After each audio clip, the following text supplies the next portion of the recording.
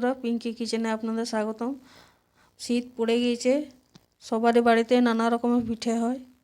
তা আজকে ভাবলাম আজকে ছিলকা বানাবো, লাউ লাউ দিয়ে ছিলকা।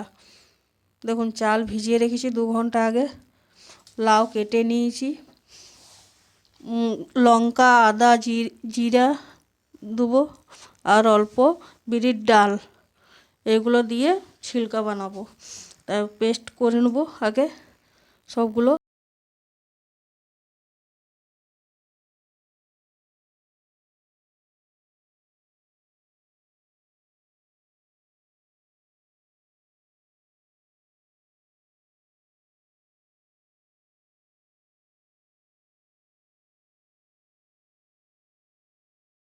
আমি আবার বাটার দিচ্ছি পেস্টটা চালগুড়ির। এরকম শুকনো তাওয়াতে তেল দিইনি, বিনা তেলে।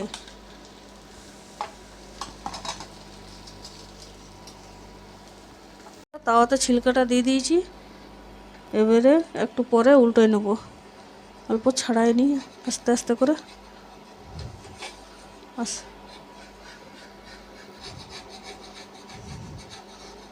এখনও অল্প কাঁচা আছে, অল্প হোক তবে যে। দেখুন বন্ধুরা, এবারে উল্টে নেব। এবারে এদিকটা লাল হয়ে গেছে, এবারে ওই দিকটা লাল করব।